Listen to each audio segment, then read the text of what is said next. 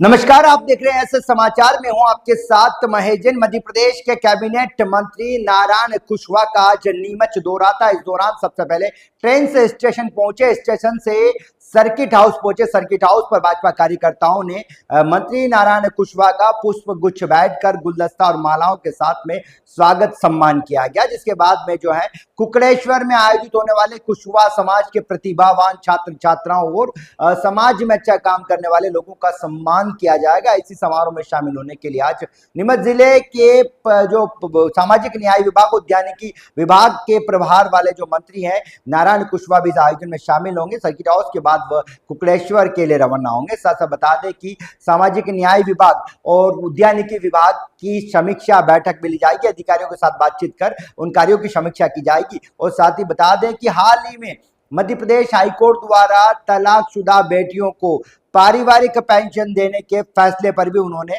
सहमति जताई। कहा कि भाजपा की सरकार इस फैसले का सम्मान करती है और महिलाओं के सम्मान के लिए हर संभव प्रयास जो है भाजपा सरकार द्वारा, मोदी और मोहन सरकार द्वारा किया जा रहा है। इसी कड़ी में फैसला जो है काफी महिलाओं के हित में है। और साथ साथ बता दें कि सामाजिक न्याय विभाग द्वारा बड़े 15 करोड़ का बजट पास किया गया, लेकिन कई लोग जो हैं उनको पेंशन से परेशान है। इसी को लेकर जब उनसे सवाल किया गया तो उन्होंने कहा कि आम लोगों से भी अपील करें कि केवाईसी समय पे कराएं। साथ ही विभाग के जिम्मेदारों को भी निर्देशित करने की बात कही कि किसी भी व्यक्ति को पेंशन से वंचित नहीं रखा जाएगा। साथ ही उद्यानिकी विकास और सभी मुद्दों को लेकर मीडिया से बातचीत करी। चलिए सुनते हैं क्या कुछ कहना है उनका।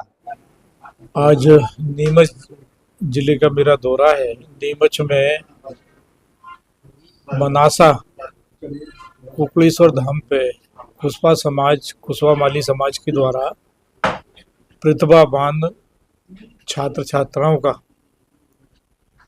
अभिनंदन समारोह का कार्यक्रम है। और जो समाज के अंदर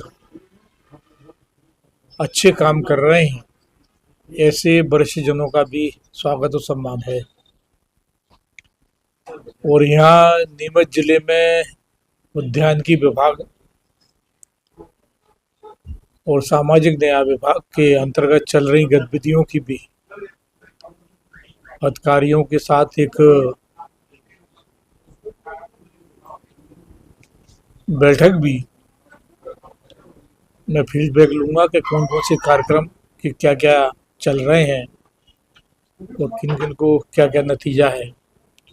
उसके बाद करीब लगभग 4 बजे के करीब चित्तौड़गढ़ निकलेंगे और चित्तौड़गढ़ से ट्रेन पकड़ के शाजापुर के सुजालपुर में कल माननीय मुख्यमंत्री जी का कार्यक्रम है, उसमें जाकर के सम्मिलित होंगे। भाई साहब, हाई कोर्ट ने हाल ही तलाकशुदा बेटियों को लेकर एक फैसला दिया है कि पारिवारिक पेंशन में उन्हें शामिल किया जाए। इसको किस तरह देखते हैं और क्या कुछ रहेगा भाई साहब? नहीं, भारतीय जनता पार्टी वो दल है कि न्यायालय के द्वारा, चाहे वो हाई कोर्ट हो या सुप्रीम कोर्ट हो,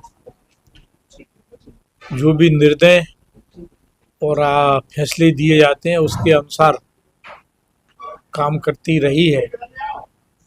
और इससे जिस तरीके के ये दिए हैं, ये भारत के प्रधानमंत्री माननीय नरेंद्र मोदी जी के द्वारा इस योजना को पूरे भारतवर्ष में इसे लागू करने की प्रक्रिया को आगे कर रहे हैं। क्योंकि ये कहीं ना कहीं जिस परिवार में बेटा नहीं है, केवल बेटी है, तो बेटी को भी अधिकार स्वरूप ये सारी चीज़ें मिलने आवश्यकता है। उन सब पे एक सामाजिक सोच, सामाजिक परिवर्तन और एक अच्छा काम समाज को समृद्ध करने का काम है। तो इसे भारतीय जनता पार्टी पूरी तरह से आगे बढ़ाने का काम करेगी। भाई साहब, हाल ही में बजट में जो 15 करोड़ रुपए की जो है बजट पास किया गया था दिव्यांगजनों के लिए, स्थानीय स्तर पर कई चीजें ऐसी आती है कि कुछ लोग पेंशन समय पे नहीं मिलती हैं, उसके लिए परेशान होते हैं, चक्कर लगाते हैं। और पेंशन राशि को लेकर भी दिव्यांगजनों की मांग है कि महंगाई के दौर में कम है। इसको लेकर सरकार की क्या तैयारी है? पेंशन की राशि मध्य प्रदेश के मुख्यमंत्री माननीय डॉक्टर मोहन यादव जी के पूरे विचार में है और अतिशीघ्र इसको बढ़ाने का काम मध्य प्रदेश की सरकार करेगी। जिनकी पेंशनें बंद हो जाती हैं, सरकार भी प्रशासन भी बार बार ये कहता है कि अपने कागजों की ई-KYC अपन कराएं, और काफ़ी हद तक लोगों ने करीब मध्य प्रदेश में ई-KYC हो गई है, पर कहीं ना कहीं ज़्यादा वृद्ध होने पे उनके अंगूठे के निशान नहीं मिल रहे या कुछ चीज़ें नहीं उपलब्ध हो रही, तो एक नया आदेश भी सामाजिक न्याय विभाग ने जारी किया है कि पंचनामा या अन्य फेस का भी, आंखों का भी उसे अपना करके, और जिनकी पेंशन रुकी है ई-KYC की वजह से, तो जितने माह की, जितने समय की उनकी पेंशन रुकी है वो सबका भुगतान भी सरकार करेगी।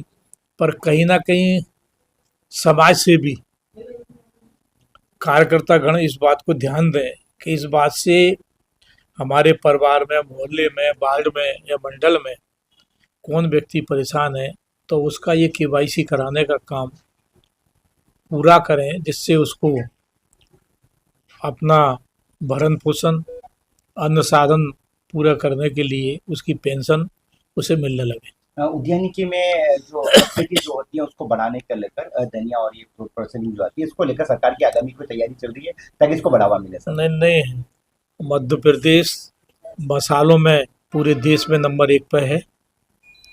ऐसे कई उत्पादन हैं जिनमें नंबर 2 पे है, और पुष्पों में हम नंबर 3 पर हैं। और मध्य प्रदेश के मुख्यमंत्री माननीय डॉक्टर मोहन यादव जी के नेतृत्व में उद्यानिकी विभाग निरंतर, क्योंकि यह वर्ष कृषि वर्ष सरकार ने घोषित किया है, अनेकों योजनाओं को लेकर के ये विभाग नवाचार किए हैं, आगे बढ़ रहा है। और उद्यानिकी में ही फूड प्रोसेसिंग, क्योंकि युवाओं को रोजगार प्रदान करने के लिए भी काफ़ी कुछ नए काम लेकर के विभाग आया है। तो बेरोजगार युवक, किसान परिवार के पढ़े लिखे नौजवान अपने फूड प्रोसेसिंग के छोटे उद्योग लगाएं, बड़े उद्योग लगाएं। इसके लिए सरकार बहुत सी मदद, केंद्र सरकार के द्वारा भी मदद दी जा रही है, सब्सिडी इसके अंदर है। और उद्यानिकी विभाग के, कृषि विभाग के अधिकारी पूरी मदद करने को, बैंक से फाइनेंस करवाने तक को ये लोग काम करते हैं, तो उनका उपयोग करें और लाभ उठाएं। जो